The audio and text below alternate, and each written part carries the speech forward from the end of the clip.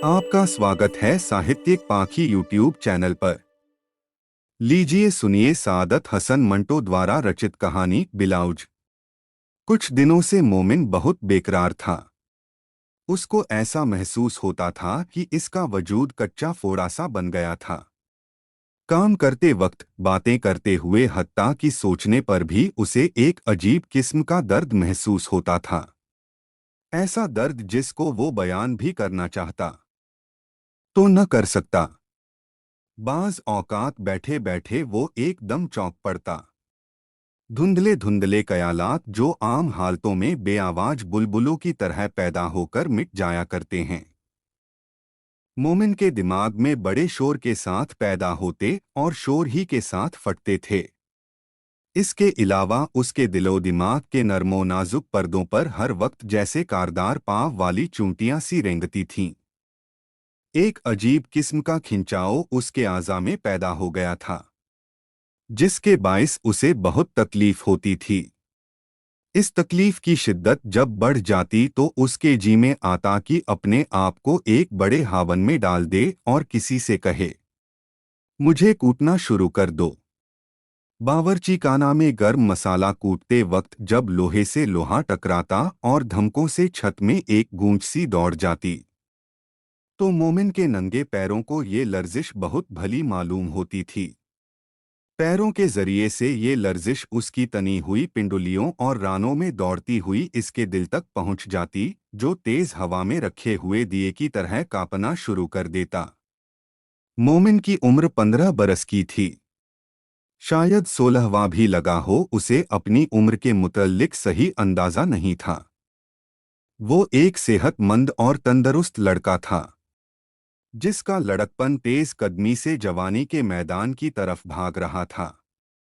इसी दौड़ ने जिससे मोमिन बिल्कुल काफिल था, इसके लहू के हर कतरे में सनसनी पैदा कर दी थी। वो इसका मतलब समझने की कोशिश करता था, मगर नाकाम रहता था। उसके जिस्म में कई तब्दीलियां रौनुमा हो रही थीं। गर्दन जो पहले पतली थी, अब मोटी हो गई थी। उन्हों के पट्ठों में ऐंठन सी पैदा हो गई थी। कंठ निकल रहा था। सीने पर गोश्त की तह मोटी हो गई थी और अब कुछ दिनों से पिस्तानों में गोलियां सी पड़ गई थीं। जगह उभर आई थी, जैसे किसी ने एक एक बरंटा अंदर दाखिल कर दिया है। इन उभारों को हाथ लगाने से मोमिन को बहुत दर्द महसूस होता था। कभी कभी काम करने के दौरान में गैर इरादी तौर पर जब उसका हाथ इन गोलियों से छू जाता, तो वो तड़प उठता। कमीज के मोटे और खुरदरे कपड़े से भी उसको तकलीफदेह सरसराहट महसूस होती थी। गुसलखाने में नहाते वक्त या बावर्चीखाना में जब कोई और मौजूद न हो, मोमिन अपनी कमीज के बटन खोलकर उन गोलियों को गौर से देखता था। हाथों से मसलता था। दर्द होता टीसें उठतीं। उसका सारा जिस्म फलों से लदे हुए पेड़ की तरह जिसे जोर से हिलाया गया हो कांप कांप जाता। मगर इसके बावजूद वो इस दर्द पैदा करने वाले खेल में मशगूल रहता था। कभी कभी ज्यादा दबाने पर ये गोलियां पिचक जातीं और उनके मुंह से लेसदार लुआब निकल आता। उसको देखकर इसका चेहरा कान की लोबों तक सुर्ख हो जाता। वो समझता कि उससे कोई गुनाह सरजद हो गया है। गुनाह और सवाब के मुतल्लिक मोमिन का इल्म बहुत महदूद था।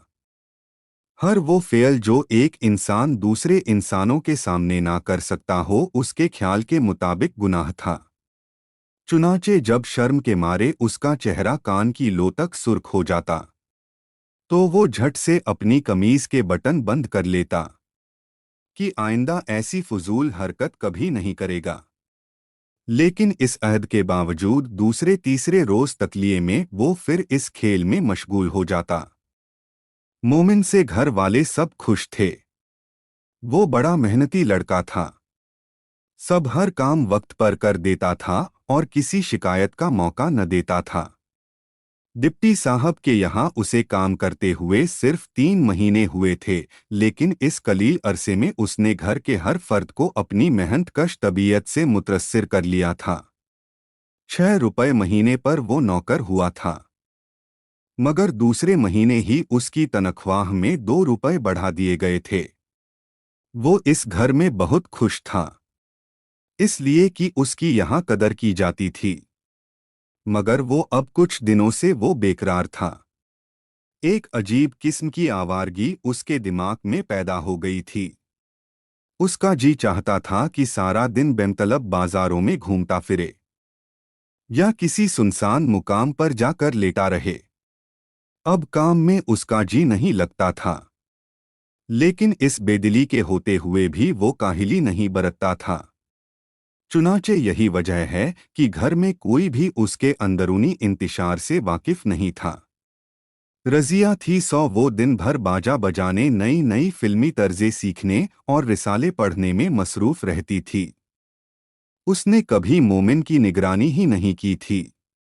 शकीला अलबत्ता मोमिन से इधर उधर के काम लेती थी और कभी कभी उसे डांटती भी थी।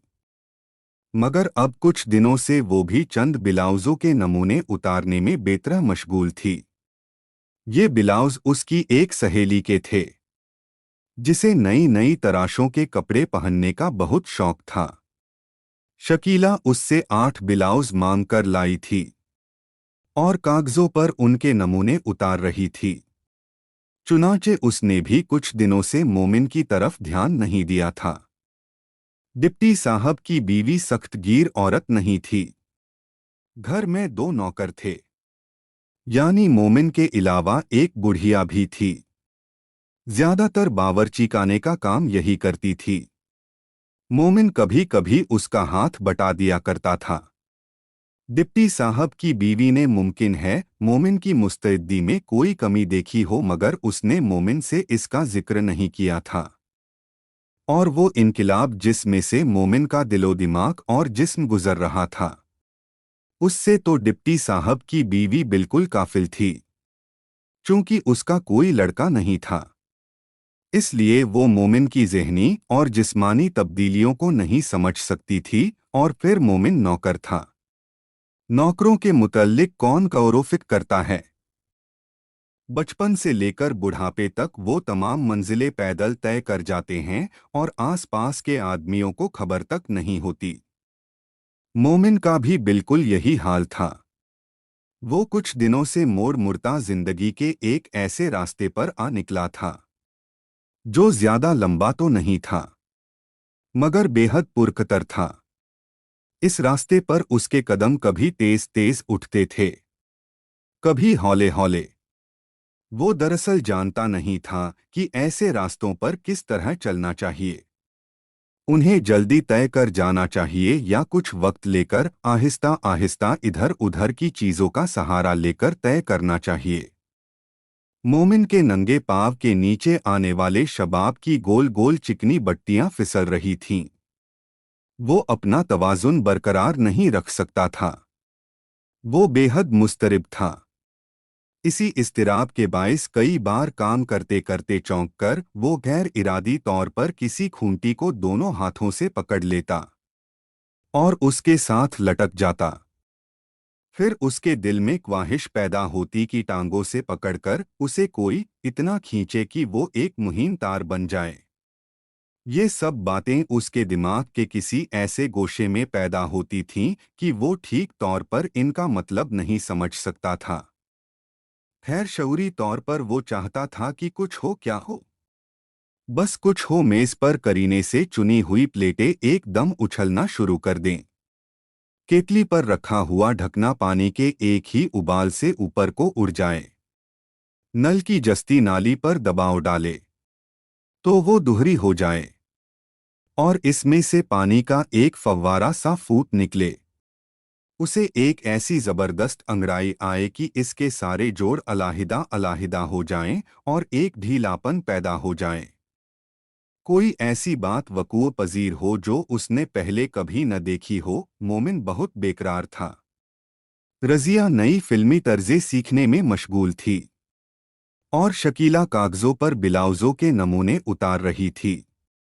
और जब उसने ये काम खत्म कर लिया, तो वो नमूना जो उनमें सबसे अच्छा था, सामने रखकर अपने लिए ऊदी साटन का ब्लाउज बनाना शुरू किया।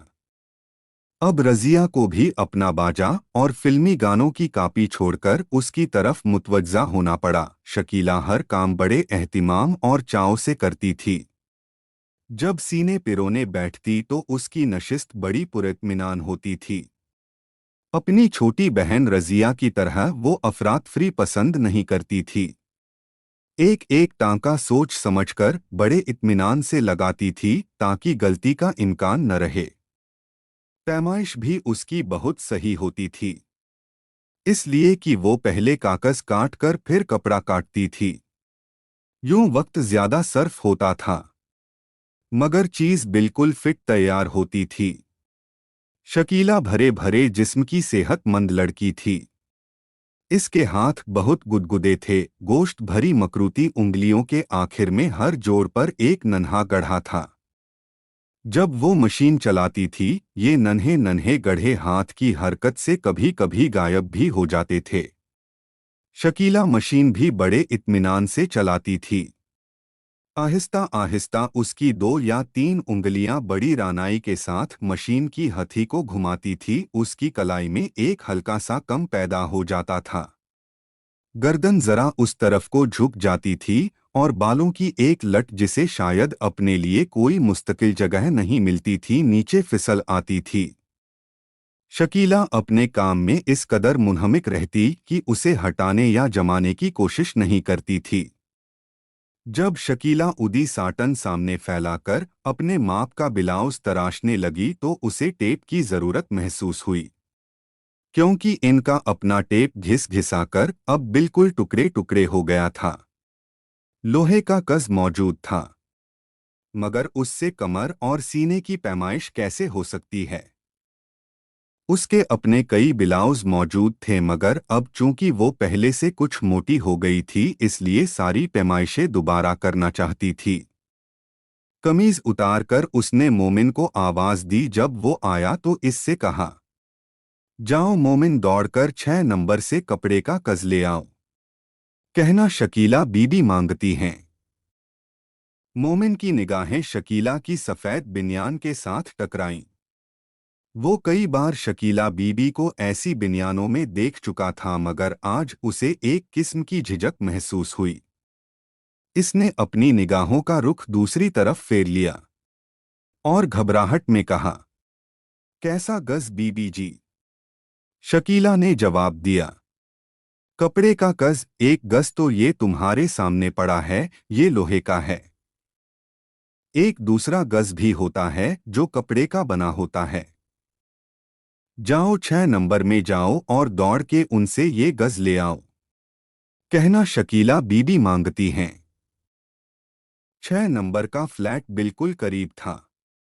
मोमिन फौरन ही कपड़े का गज लेकर आ गया। शकीला ने ये गज उसके हाथ से लिया और कहा, यहीं ठहर जाओ, उसे अभी वापस ले जाना। फिर वो अपनी बहन रजिया से मुकातब हुई। इन लोगों की कोई चीज ज्यादा देर अपने पास रख ली जाए तो वो बुढ़िया तकाजे कर करके परेशान कर देती है। इधर आओ और ये गज लो और यहां से मेरा नाप लो। रजिया ने शकीला की कमर और सीने का नाप लेना शुरू किया तो उनके दरमियान कई बातें हुई। मोमिन दरवाजे की दहलीज में खड़ा तकलीफदेह खामोशी से ये बातें सुनता रहा। रजिया, तुम गज को खींचकर नाप क्यों नहीं लेती? पिछली दफा भी यही हुआ। तुमने नाप लिया और मेरे ब्लाउज का सत्यानाश हो गया। ऊपर के हिस्सा पर अगर कपड़ा फिट ना आए तो इधर उधर बकलों में झोल पड़ जाते हैं। कहाँ का लूं, कहाँ का ना लूं?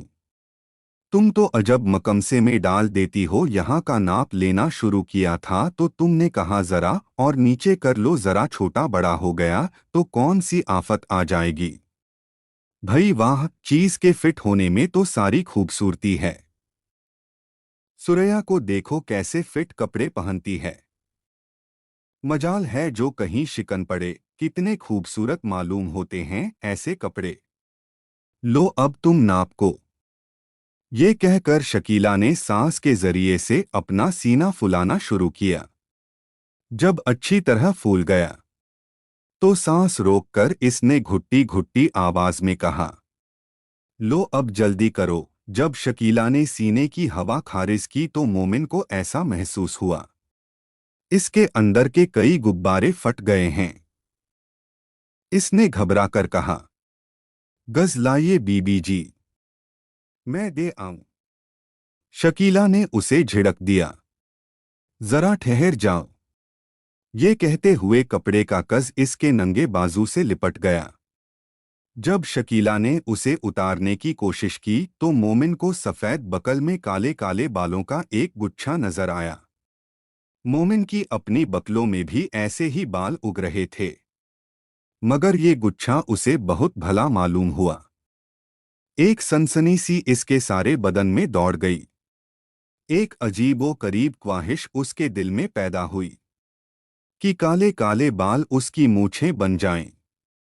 बचपन में वो भुट्टों के काले और सुनहरे बाल निकालकर अपनी मूछें बनाया करता था। उनको अपने बालाई होंठ पर जमाते वक्त जो उसे सरसराहट उसे महसूस हुआ करती थी, इसी किस्म की सरसराहट इस ख्वाहिश ने उसके बालाई होंठ और नाक में पैदा कर दी। शकीला का बाजू अब नीचे झुक गया था और उसकी बकल छुप गई थी, मगर मोमिन अब भी काले काले बालों का वो गुच्छा देख रहा था। इसके तसव्वुर में शकीला का बाजू देर तक वैसे ही उठा रहा और बकल में इसके स्याह बाल झांकते रहे। थोड़ी देर के बाद शकीला ने मोमिन को गज दे दिया और कहा, जाओ उसे वापस दे आओ। कहना बहुत बहुत शुक्रिया अदा किया है। मोमिन गज वापस देकर बाहर सहन में बैठ गया। उसके दिलो दिमाग में धुंधले धुंधले से ख्याल पैदा हो रहे थे। देर तक वो इनका मतलब समझने की कोशिश करता रहा। जब कुछ समझ में ना आया तो उसने गैर इरादी तौर पर अपना छोटा सा ट्रंक खोला जिसमें उसने ईद के लिए नए कपड़े बनवा कर रखे थे। जब ट्रंक का ढकना खुला और नए लट्ठे की बू उसकी नाक तक पहुंची तो इसके दिल में ख्वाहिश पैदा हुई कि नहा धोकर और ये नए कपड़े पहनकर वो सीधा शकीला बीबी के पास जाए और उसे सलाम करे। उसकी लट्ठे की शलवार किस तरह खड़ खड़ करेगी और उसकी रूमी टोपी का ख्याल आते ही मोमिन की निगाहों के सामने इसका फुंदना आ गया और फुंदना फौरन ही उन काले काले बालों के गुच्छे में तब्दील हो गया जो उसने शकीला की बकल में देखा था। उसने कपड़ों के नीचे से अपनी नई रूमी टोपी निकाली और उसके नर्म और लचकीले फुंदने पर हाथ फेरना शुरू ही किया था कि अंदर से शकीला बीबी की आवाज आई, मोमिन। मोमिन ने टोपी ट्रंक में रखी, ढकना बंद किया और अंदर चला गया, जहां शकीला नमूने के मुताबिक ऊदी साटन के कई टुकड़े काट चुकी थी। इन चमकीले और फिसल फिसल जाने वाले टुकड़ों को एक जगह रखकर वो मोमिन की तरफ मुतवज्जा हुई। मैंने तुम्हें इतनी आवाजें दी, सो गए थे क्या? मोमिन की जबान में लुकंत पैदा हो गई। नहीं बीबी जी। तो क्या कर रहे थे? कुछ भी नहीं। कुछ तो जरूर करते होगे, शकीला ये सवाल किए जा रही थी, मगर उसका ध्यान असल में ब्लाउज की तरफ था जिसे अब उसे कच्चा करना था। मोमिन ने खिसियानी हंसी के साथ जवाब दिया। ट्रंक खोलकर अपने नए कपड़े देख रहा था। शकीला खिखला कर हंसी। रजिया ने भी उसका साथ दिया। शकीला को हंसते देखकर मोमिन को एक अजीब सी तस्कीन हुई और इस तस्कीन ने उसके दिल में ये ख्वाहिश पैदा की कि वो कोई ऐसी मज़हकाखेज़ तौर पर अहमकाना हरकत करे जिससे शकीला को और ज्यादा हंसने का मौका मिले। चुनाचे लड़कियों की तरह झेंपकर और लहजे में शर्माहट पैदा करके उसने कहा, बड़ी बीबी जी से पैसे लेकर मैं रेशमी रुमाल भी लाऊंगा। शकीला ने हंसते हुए इससे पूछा, क्या करोगे इस रुमाल को? मोमिन ने झेंप कर जवाब दिया, गले में बांध लूंगा बीबी जी, बड़ा अच्छा मालूम होगा। ये सुनकर शकीला और रजिया दोनों देर तक हंसती रहीं। गले में बांधवगे तो याद रखना, मैं उसी से फांसी दे दूंगी तुम्हें। ये कहकर शकीला ने अपनी हंसी दबाने की कोशिश की और रजिया से कहा, कमबख्त ने मुझे काम ही भुला दिया। रजिया, मैंने इसे क्यों बुलाया था? रजिया ने जवाब ना दिया और वो नई फिल्मी तर्ज गुनगुनाना शुरू की जो वो 2 रोज से सीख रही थी। इस दौरान में शकीला को खुद ही याद आ गया कि इसने मोमिन को क्यों बुलाया था। देखो मोमिन, मैं तुम्हें ये बिन्यान उतार कर देती हूँ। दवाइयों की दुकान के पास जो एक दुकान नई खुली है ना, वही जहां तुम उस दिन मेरे साथ गए थे। वहां जाओ और पूछ के आओ कि ऐसी 6 बिन्यानों का वो क्या लेगा। कहना हम पूरी 6 लेंगे, इसलिए कुछ रियायत जरूर करे। समझ लिया ना? मोमिन ने जवाब दिया। जी हाँ, अब तुम परे हिट जाओ। मोमिन बाहर निकलकर दरवाजे की ओट में हो गया। चंद लम्हात के बाद बिन्यान इसके कदमों के पास आकर गिरा और अंदर से शकीला की आवाज आई। कहना हम इसी किस्म, इसी डिजाइन की बिल्कुल यही चीज लेंगे, फर्क नहीं होना चाहिए। मोमिन ने बहुत अच्छा कहकर बिन्यान उठा लिया, जो पसीने के बायस कुछ कुछ गीला हो रहा था, जैसे किसी ने भाप पर रखकर फौरन ही हटा लिया हो। बदन की बू भी उसमें बसी हुई थी, मीठी मीठी गर्मी भी थी। ये तमाम चीजें उसको बहुत भली मालूम हुईं। वो इस बिन्यान को, जो बिल्ली के बच्चे की तरह मुलायम था, अपने हाथों में मसलता बाहर चला गया। जब भाव वाव दरियाफ्त करके बाजार से वापस आया तो शकीला ब्लाउज की सिलाई शुरू कर चुकी थी।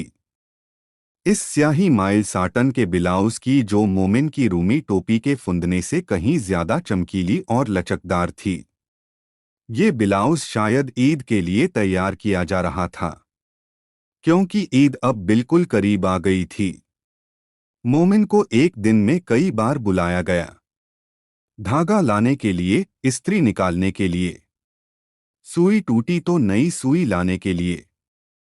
शाम के करीब जब शकीला ने दूसरे रोज पर बाकी काम उठा दिया तो धागे के टुकड़े और ऊदी साटन की बेकार कुतरें उठाने के लिए भी उसे बुलाया गया। मोमिन ने अच्छी तरह जगह साफ कर दी, बाकी सब चीजें उठाकर बाहर फेंक दी, मगर ऊदी साटन की चमकदार कुतरें अपनी जेब में रख लीं।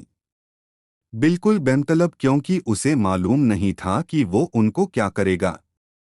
दूसरे रोज उसने जेब से कुतरें निकालीं और अलग बैठकर उनके धागे अलग करने शुरू कर दिए। देर तक वो इस खेल में मशगूल रहा, हत्ता कि धागे के छोटे बड़े टुकड़ों का एक गुच्छा सा बन गया। उसको हाथ में लेकर वो दबाता रहा, मसलता रहा, लेकिन उसके तसव्वुर में शकीला की वही बकल थी जिसमें उसने काले काले बालों का छोटा सा गुच्छा देखा था। उस दिन भी उसे शकीला ने उसे कई बार बुलाया। काली साटन के ब्लाउज की हर शक्ल उसकी निगाहों के सामने आती रही। पहले जब उसे कच्चा किया गया था तो इस पर सफेद धागे के बड़े बड़े टाके जाब्जा फैले हुए थे। फिर इस पर इस्त्री की गई, जिससे सब शिकनें दूर हो गईं और चमक भी दो बाला हो गई। इसके बाद कच्ची हालत ही में शकीला ने उसे पहना रजिया को दिखाया। दूसरे कमरे में सिंगार मेज के पास जाकर आईने में खुद उसको हर पहलू से अच्छी तरह देखा। जब पूरा इत्मीनान हो गया तो उसे उतारा, जहां जहां तंग या खुला था वहां निशान बनाए और उसकी सारी खामियां दूर की। एक बार फिर पहनकर देखा। जब बिल्कुल फिट हो गया तो पक्की सिलाई शुरू की। उधर ऊदी साटन का ये ब्लाउज सिया जा रहा था, उधर मोमिन के दिमाग में अजीबोगरीब कयालों के जैसे टाके से उधड़ रहे थे। जब उसे कमरे में बुलाया जाता और उसकी निगाहें चमकीली साटन के ब्लाउज पर पड़ती तो इसका जी चाहता कि वो हाथ से छूकर उसे देखे। सिर्फ छूकर ही नहीं देखे, बल्कि उसकी मुलायम और रोईदार सतह पर देर तक हाथ फेरता रहे, अपने खुरदरे हाथ। उसने इन साटन के टुकड़ों से उसकी मुलायमी का अंदाजा कर लिया था। धागे जो उसने इन टुकड़ों से निकाले थे और भी ज्यादा मुलायम हो गए थे। जब उसने इनका गुच्छा बनाया था तो दबाते वक्त उसे मालूम हुआ कि इनमें रबड़ सी लचक भी है। वो जब अंदर आकर ब्लाउज को देखता, इसका ख्याल फौरन उन बालों की तरफ दौड़ जाता जो उसने शकीला की बकल में देखे थे। काले काले बाल। मोमिन सोचता था, क्या वो भी इस साटन ही की तरह मुलायम होंगे। ब्लाउज बिलाकर तैयार हो गया। मोमिन कमरे के फर्श पर गीला कपड़ा फेर रहा था कि शकीला अंदर आई। कमीज उतारकर उसने पलंग पर रखी। इसके नीचे उसी किस्म का सफेद बिन्यान था जिसका नमूना लेकर मोमिन भाव दरियाफ्त करने गया था। इसके ऊपर शकीला ने अपने हाथ का सिला हुआ ब्लाउज पहना, सामने के हुक लगाए और आईना के सामने खड़ी हो गई। मोमिन ने फर्श साफ करते करते आईना की तरफ देखा। ब्लाउज में अब जान सी पड़ गई थी। एक दो जगह पर वो इस कदर चमकता था कि मालूम होता था साटन का रंग सफेद हो गया है। शकीला की पीठ मोमिन की तरफ थी, जिस पर रीढ़ की हड्डी की लंबी झुर्री ब्लाउज फिट होने के बायस अपनी पूरी गहराई के साथ नुमाया थी। मोमिन से न रहा गया। चुनाचे उसने कहा, बीबी जी, आपने तो दर्जियों को भी मात कर दिया।